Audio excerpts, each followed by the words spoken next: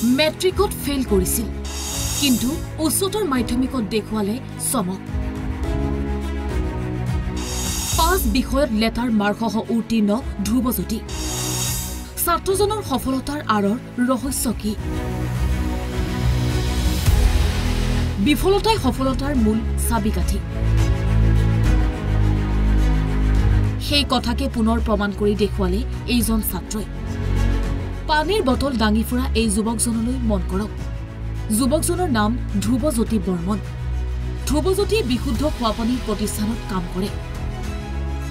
কৃষি কৰ্ম কৰি জীৱন নিৰ্বাহ কৰা পিতৃয়ে খৰচ বহন কৰিব নোৱাৰাত এনেদৰে নিজে কাম কৰিয়েই পঢ়াৰ খৰচ উলিয়াই ধ্ৰুৱজ্যোতিয়ে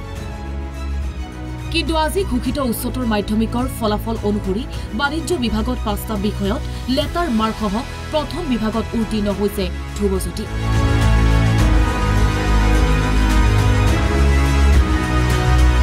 অসম ব্ৰিলিয়েণ্ট একাডেমীত অধ্যয়নৰত তথা বৰপেটা ৰোডৰ সমীপৰ ধূপগুৰি গাঁৱৰ দৰিদ্ৰ পৰিয়ালৰ ছাত্ৰজনে পূৰ্বতে মেট্ৰিকত এবাৰ ফেইল কৰিছিল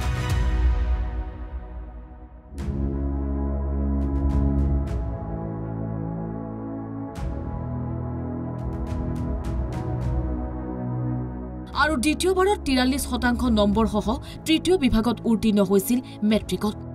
কিন্তু উচ্চতৰ মাধ্যমিকত ছাত্ৰজনৰ ৰিজাল্ট দেখি সকলো হতবাক কিন্তু ইয়াক কেনেকৈ সম্ভৱ কৰিলে ধ্ৰুৱজ্যোতিয়ে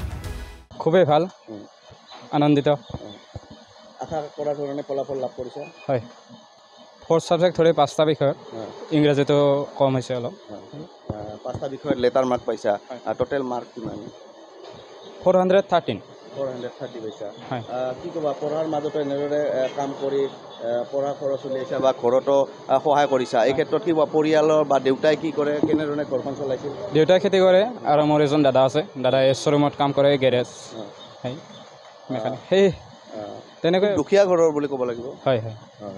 কিমান দিন ধৰি কাম কৰি আছা বা কেনেদৰে পঢ়া শুনাৰ ক্ষেত্ৰত কৰি আছোঁ ফাৰ্ষ্ট ইয়াৰটো শেষ হোৱাৰ লগে লগে তোমাৰ মেট্ৰিকৰ ফলাফল কেনেকুৱা আছিল মেট্ৰিকত খুব ভাল নাছিল 43% আছিল 3rd ডিভিজন বাই পাছ কৰিছিলোঁ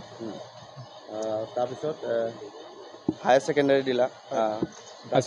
পঢ়াৰ ক্ষেত্ৰত কেনেকুৱা ধৰণে সহায় পাইছা বা কাৰ পৰা সহায় পাইছিলে পঢ়াৰ ক্ষেত্ৰত অসম ব্ৰিলিয়েণ্টৰ কৰ্মৰত ছাৰ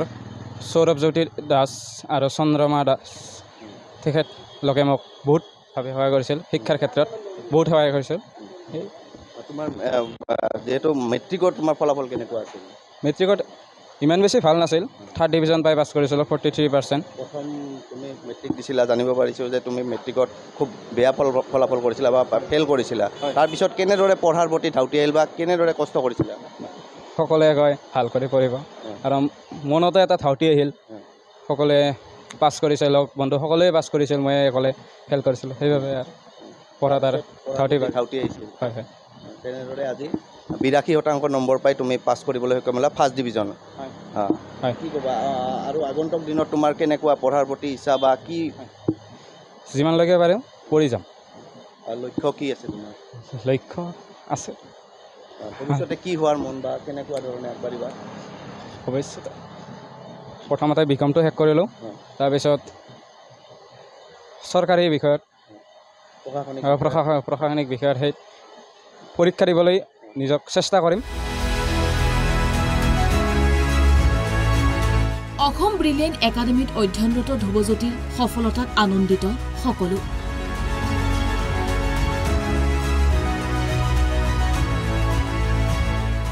বৰপেটা ৰোডৰ পৰা অৰূপ কুমাৰ দাস অসম লাইভ 24